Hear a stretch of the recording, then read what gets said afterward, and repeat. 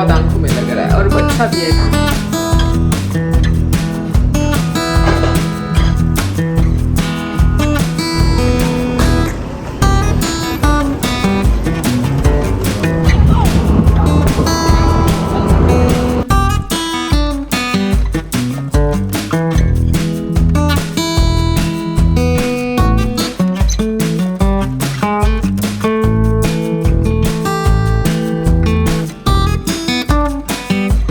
Hello everyone, उम्मीद करती हूँ कि सब खैरियत से होंगे। तो कुछ दिनों के ब्रेक के बाद मैं मौसम के साथ वॉक के लिए निकली थी।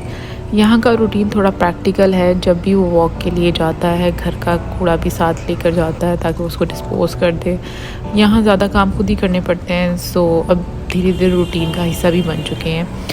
हम इफ्तार के बाद निकले थे और उस वक्त तक रोड्स काफ़ी खाली थी क्योंकि सिर्फ 1 घंटा ही गुजरा था। लेकिन यहाँ का डेली पैटर्न इंटरेस्टिंग है। जैसे ही तरावी ख़त्म होती है शहर फिर से एक्टिव हो जाता है, शॉप्स खुल जाती हैं, लोग बाहर निकल आते हैं और ये एक्टिविटी लेट नाइट तक चलती रहती है। वॉक के दौरान हमें कुछ शॉप्स नज़र आई जहाँ पर हम विंडो कर्टन्स के बारे में पूछने के लिए रुक गए। गर्मी का मौसम स्टार्ट हो रहा है और बिना कर्टन्स के रूम का टेम्परेचर काफ़ी इंक्रीज़ हो जाता है। शॉपकीपर्स के पास वो चीज़ अवेलेबल तो नहीं थी, लेकिन उसने हमें गाइड कर दिया कि कहाँ से हमें ये मिल सकती हैं। इस शॉप पर एक चीज़ मुझे बहुत डिफरेंट लगी और वो ये कि सोफ़ा जो यहाँ पर रखा हुआ था उसके नीचे व्हील्स लगे हुए थे। ये मेरे लिए काफ़ी नया था क्योंकि मैंने इससे पहले कभी सोफ़ा इस तरह से देखा नहीं था।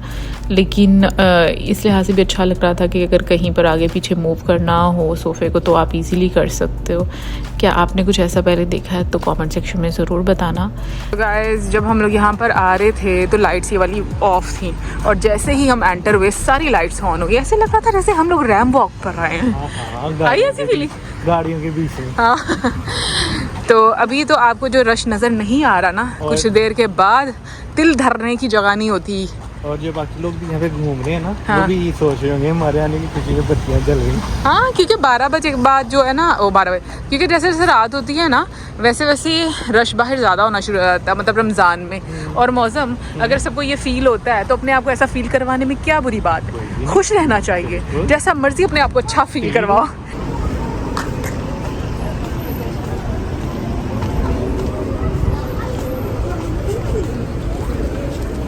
जैसे जैसे वक्त गुजर गया लोग मॉल्स और शॉप्स के बाहर नज़र आने लगे। यहाँ शॉप्स इफ्तार से 10-20 मिनट पहले बंद हो जाती हैं और फिर 1 से 1.5 घंटे के बाद दोबारा ओपन होना शुरू हो जाती हैं। हमने अपनी वॉक कंटिन्यू रखी और वापस आते हुए पार्क में बच्चों को फुटबॉल खेलते देखा।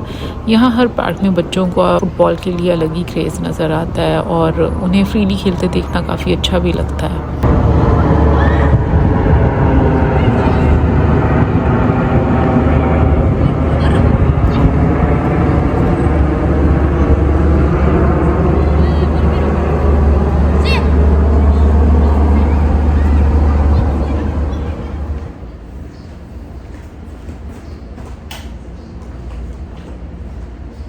नेक्स्ट डे सुबह में मैंने अपनी रूटीन एक्सरसाइज स्टार्ट की थी। उसके बाद घर के काम, कपड़े धोने थे तो मैंने वॉशिंग स्टार्ट की और साथ ही फेस आइसिंग भी कर ली।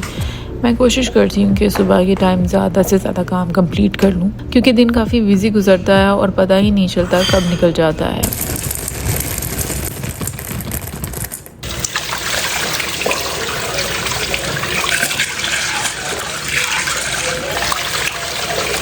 उसका सबसे डिफ़िकल्ट पार्ट होता है कि ये डिसाइड करना कि आज क्या पकाया जाए। और जब भी मौसम से पूछती हूँ तो उसका हमेशा का एक ही जवाब होता है, जो मर्ज़ी बना लो। और ये जो मर्ज़ी अब तक मुझे समझ नहीं आया कि कहाँ से बनता है।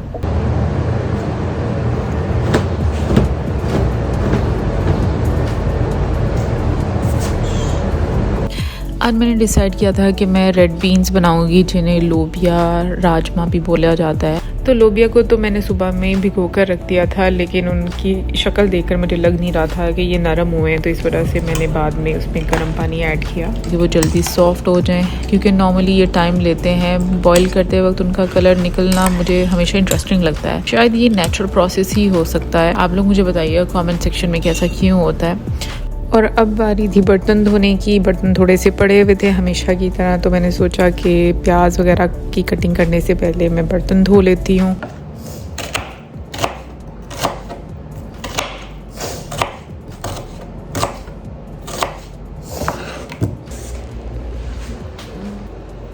बहुत आंखों में लग रहा है और अच्छा भी है, चलो आंखों की गंदगी खत्म हो रही है। कुकिंग स्टार्ट करने से पहले मैंने रेसिपी चेक की क्योंकि जब भी मैं कोई खाना गैप के बाद बनाती हूँ तो मुझे लगता है कि मुझे सारे स्टेप्स भूल गए हैं। लेकिन क्योंकि आज मुझे राजमा बनाने थे और मैंने इसकी रेसिपी चेक की थी और उसमें टोमेटो प्यूरी ऐड करनी थी, तो मैंने बाज़ार से लेने की बजाय घर में ही तैयार कर दी।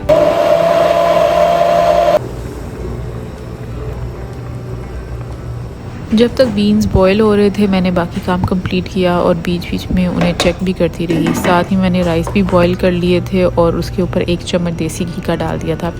ये एक टिप थी जो मैंने ऑनलाइन देखी थी, इसलिए मैंने कहा कि ट्राई करते हैं कि कैसा फ्लेवर आता है।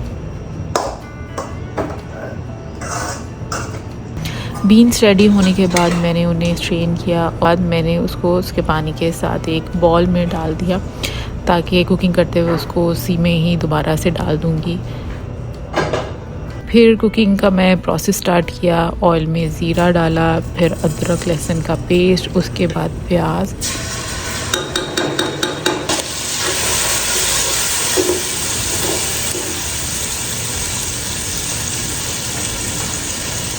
प्याज के साथ मैंने सूखा धनिया और ज़ीरा पाउडर भी ऐड किया और अच्छी तरह भूना। उसके बाद टोमेटो प्यूरी और बेसिक मसाले ऐड किए, लाल मिर्च, हल्दी और थोड़ी सी कुटी हुई मिर्च। क्योंकि मुझे स्पाइसी टेस्ट पसंद आता है तो इसलिए मैंने फिर कुटी हुई मिर्च भी ऐड कर दी। नमक मैंने बाद में एडजस्ट करने के लिए स्किप किया क्योंकि बीन्स बॉयल करते वक्त मैंने ऑलरेडी ऐड कर दिया था।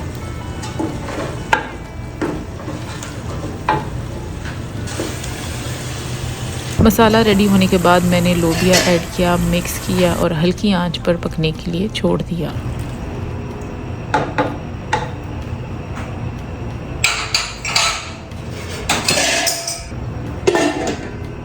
इफ्तार के वक्त जब फाइनली टेस्ट किया तो रिज़ल्ट काफ़ी सेटिस्फाइंग था। टेस्ट यूजुअल से थोड़ा डिफरेंट और ज़्यादा स्पाइसी था, इतना कि लिटरली नाक से पानी भी आने लगा।